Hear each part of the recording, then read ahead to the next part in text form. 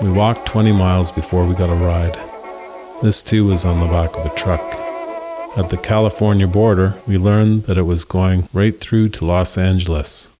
At Blythe, the driver stopped and gave us a hamburger sandwich and coffee, and we were all set for the night. Of course, the back of a truck going over a bumpy road is hard, but one gets used to that.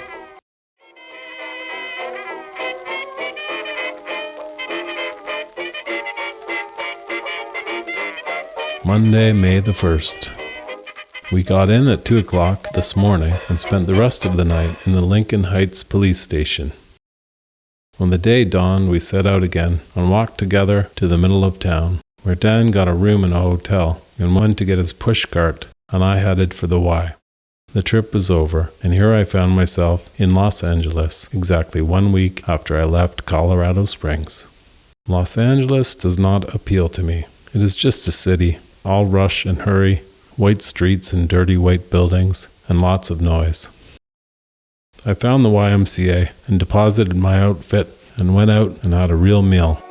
Oh, how good it tasted. Then I bought a cup and whiled away the morning in the downtown streets of this huge city of Los Angeles. Noon found me on my way to Long Beach, 70 cents return, through the sorriest looking country I ever saw.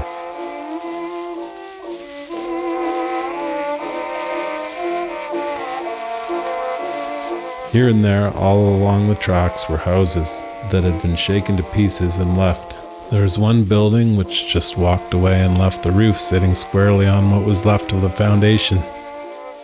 Down on the beach, all the hotels suffered to some extent. I must say that the Long Beach itself was a disappointment. There was nothing there. There was no trees. There was only the sea on one side and the backs of none too attractive buildings.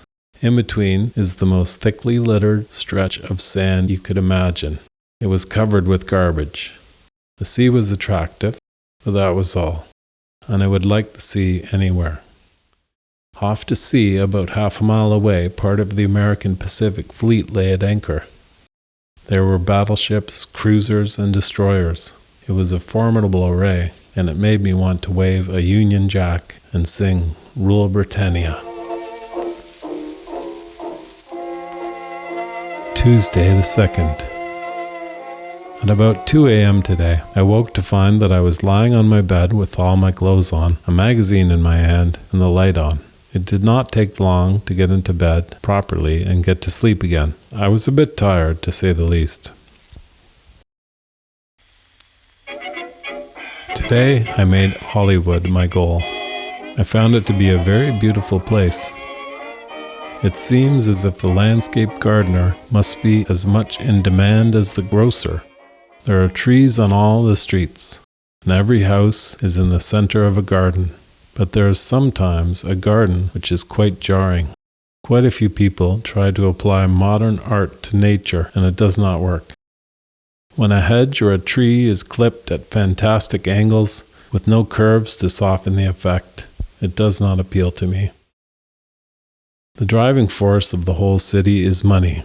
Everyone is after it, and they would do almost anything to get it. Prices are very high down on Sunset and Hollywood boulevards.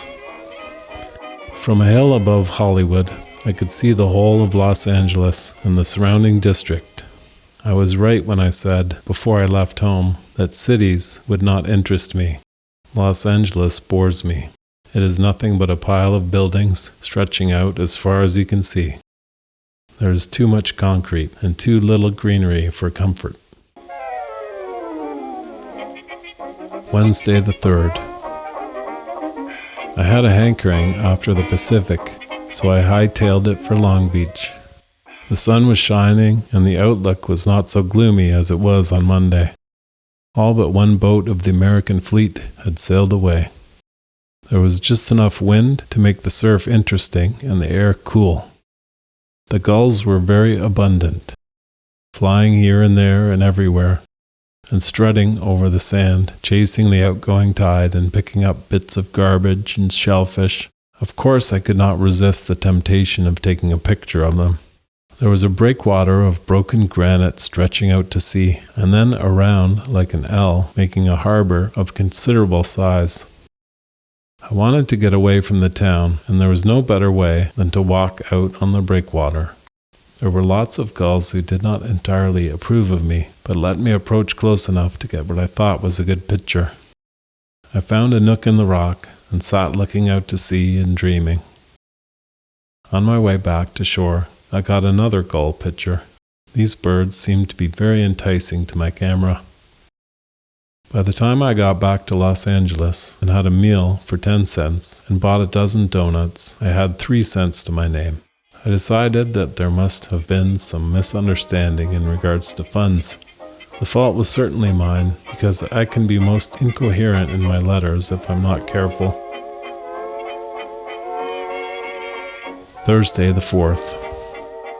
Today I waited to see if the money would come. I had enough donuts and oranges to keep me comfortable. The public library kept me amused.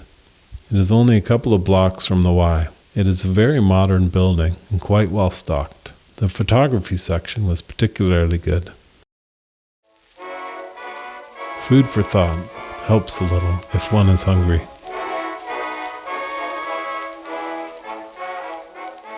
Friday the 5th. I have 3 cents and 6 oranges left. I bought 3 donuts and had some sort of breakfast. In the afternoon, I tried to get hold of the general secretary of the Y to ask for a loan or for credit, but he was out for the day. About 6 o'clock, I went over to the hotel where Dan was staying and said goodbye to him. Then I proceeded to find out the state of his finances. They were practically nil. But he got wind of my condition.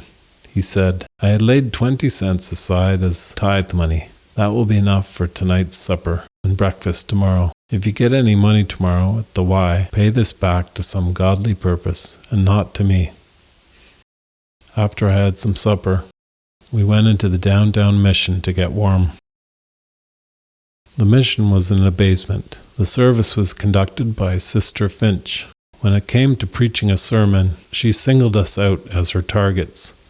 She spoke at us, pointed her finger at us, and made up a sad story of a boy who had been led away from home by an evil man, and there was a poor gray-haired mother waiting, putting a lamp in the window every night, and a tired old dad who had toiled so hard to give his son an education, wondering if he would ever see that boy again.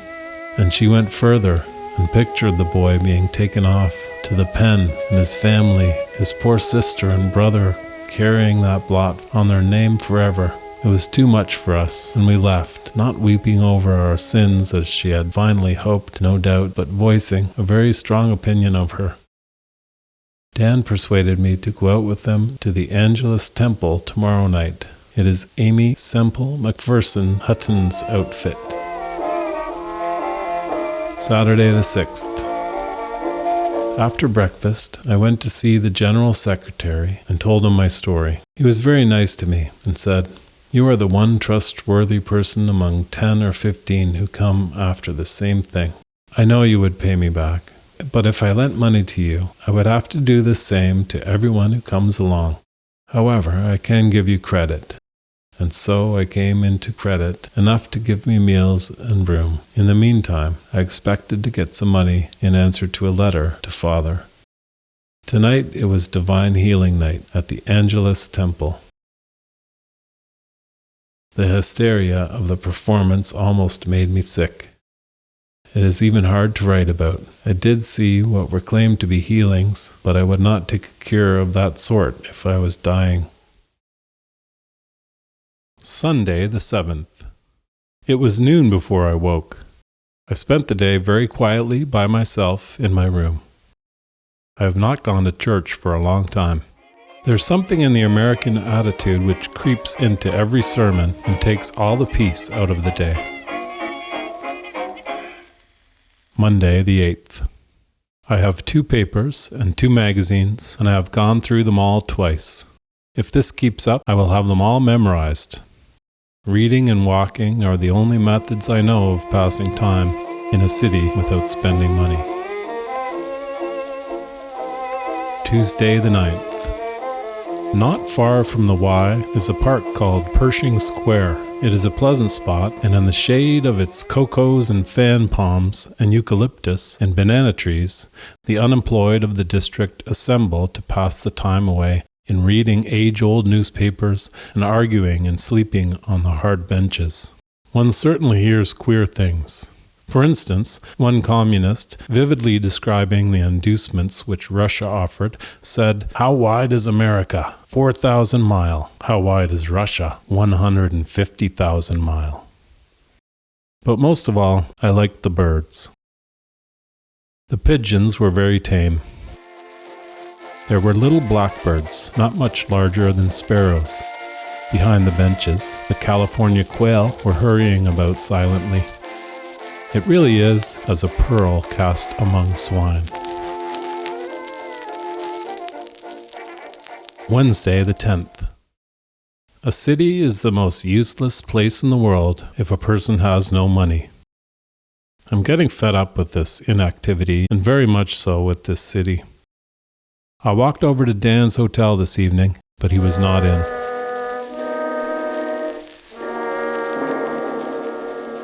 Thursday, the 11th. This morning, I went to Pershing Square again. Above a very loud-mouthed Russian and a very hard-mouthed Italian, there was the nest of a pair of white doves. The hen was sitting on her eggs, quite fearless, not minding the din all around her. After dinner, I went out to Echo Park. It is a very beautiful place. There were fewer people and more birds, which suited me. There is a large lake taking up most of the park area, with just enough space around it for a path and trees and benches. To my surprise, a man picked up a conversation with me. Los Angeles people, as a rule, are very unfriendly, but this particular instance of friendliness was easily explained. The man turned out to be a French-Canadian from Ottawa. He knew both Toronto and Hamilton well. Dan found me in his room this evening. We had a long talk together, and I said goodbye. I was determined to leave Los Angeles, money or no money, before my days slipped by. Friday the 12th. I was determined, as I mentioned yesterday, to rid Los Angeles of my presence. When noon arrived and no mail, I gave up hope of remuneration from that course, so I sent a telegram for funds. It came in the evening, and I gleefully paid all my bills and got my laundry. They would not give me credit for that. And I went to a travel agency to arrange for transportation to Colorado Springs as soon as it could be procured. Saturday, the 13th. I got the assurance of a ride into Colorado Springs if I could be ready by 4 o'clock. I told them that I could be ready in half an hour. I was really anxious to get away from Los Angeles. My ride turned up at 4:30. The car was an old Lincoln, 7-passenger sedan. The company was as follows. There were 2 drivers, a middle-aged lady bound for Santa Fe, a young woman and her 9-year-old daughter bound for Indianapolis, a girl of about 25 bound for Oklahoma City, a one-legged man of 35 bound for Tucson on his way to Russia, and me. It was 6 o'clock before we got out of Los Angeles, and about 9 before we got through San Bernardino.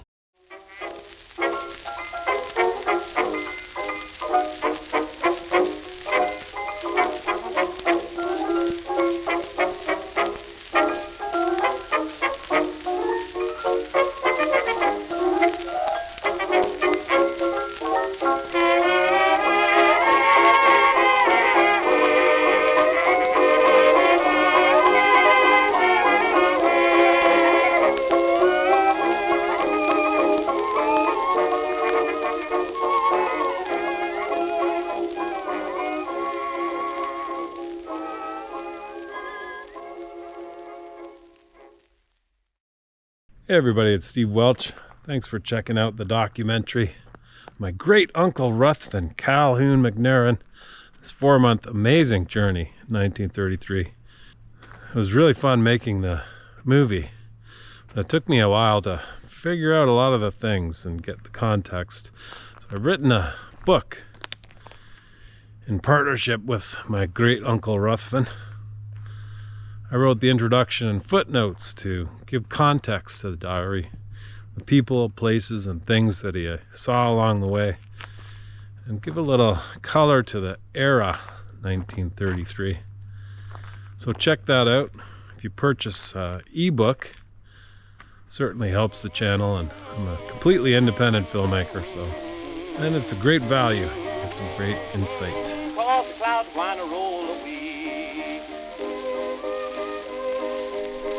So yeah, check out the website stevewelchontario.com. Links to all my films and music.